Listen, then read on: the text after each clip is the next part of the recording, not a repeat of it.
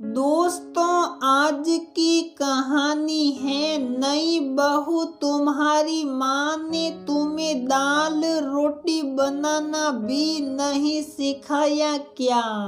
दोस्तों, कहानी शुरू करने से पहले अगर आपने हमारे चैनल को सब्सक्राइब नहीं किया है तो सब्सक्राइब कर लीजिए ताकि आपके पास पहुंचे हर नया वीडियो।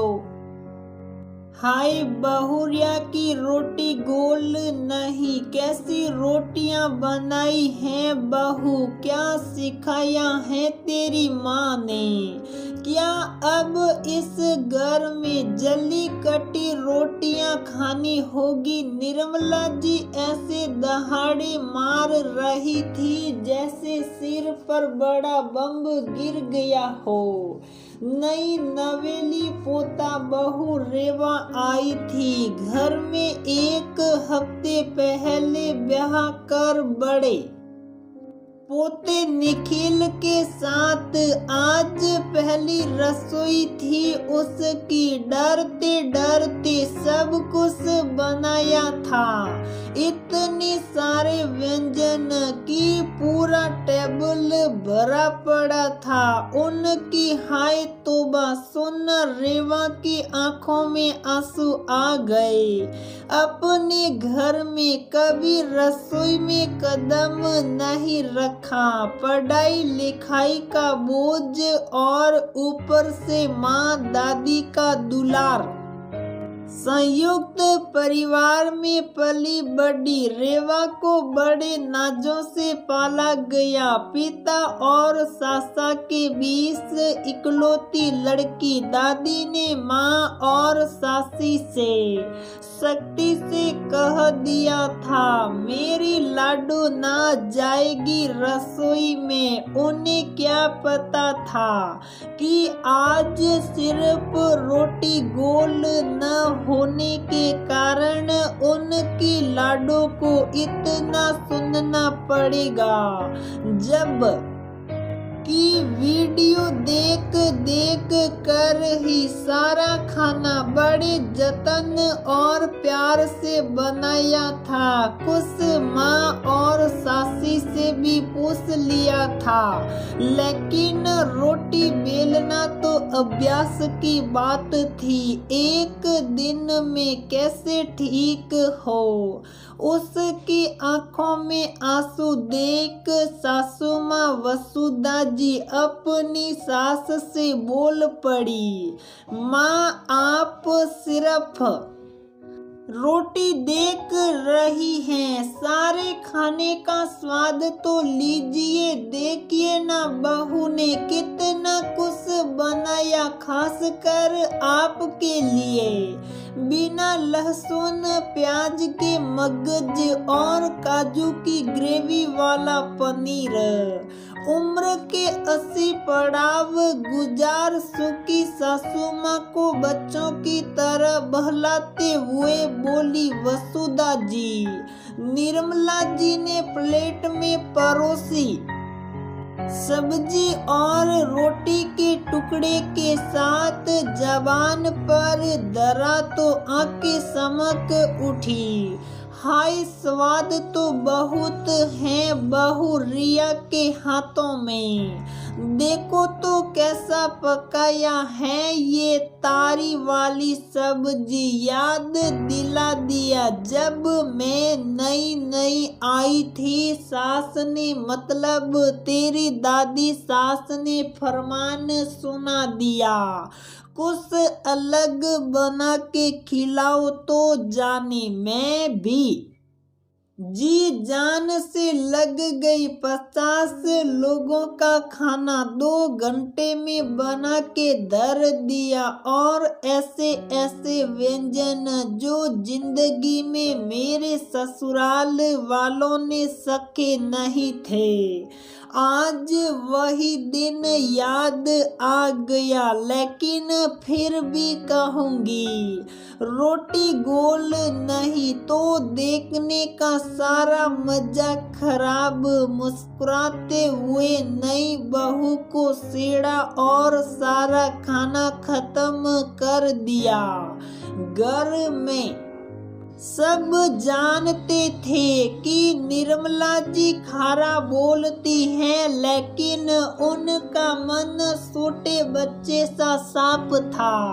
रेवा अभी उन्हें जान नहीं पाई थी, फिर भी उन्हें खाने को आनंद लेते खाते देख खुश हो गई।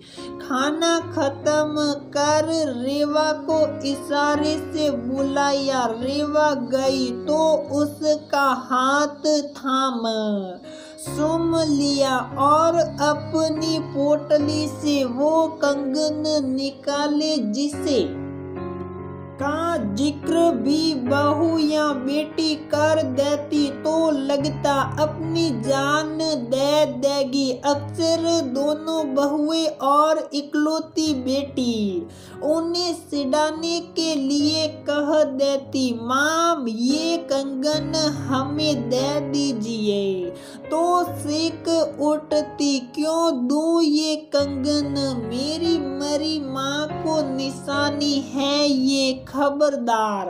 जो फिर इसे लेने की बात की। आज उस कंगन को इतने आराम से पोता बहू को सौंप मुस्कुरा रही थी। रेवा झुक कर उनके पाँव छू लिए।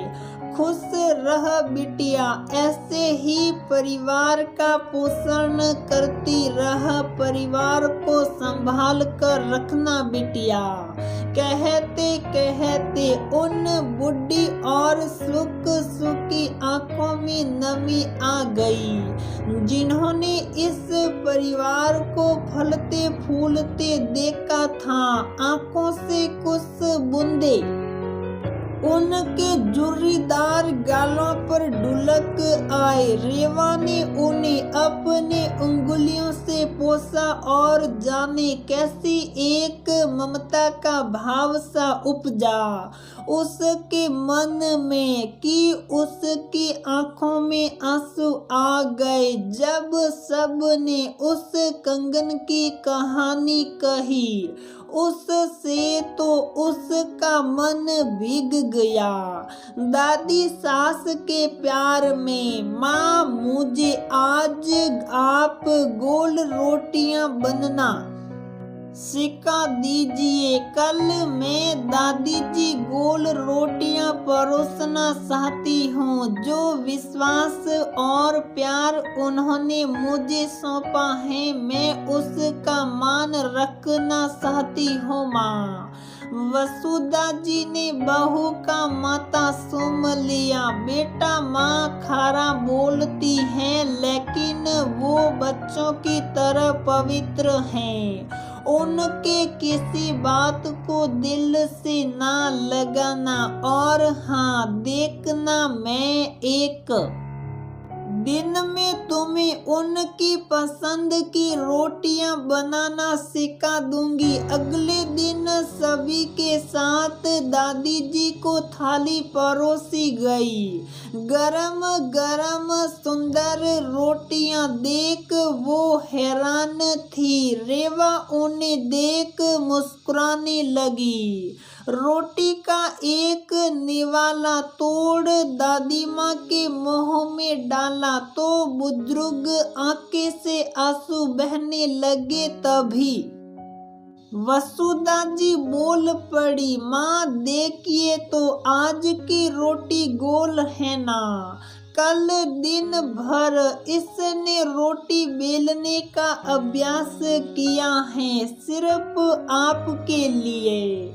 हाँ, बहुत सुंदर रोटी है, मैं जानती हूँ। मेरी पोता बहू से अच्छा कोई नहीं है, मैं जानती हूँ। तभी तो अपनी माँ की आखिरी निशानी उसे सौंपी थी। कहते हुए हो करके खिलखिला पड़ी, जैसे सभी को बता रही हो कि मेरी नजर पार की है। एक नजर हीरा को पहचान लिया।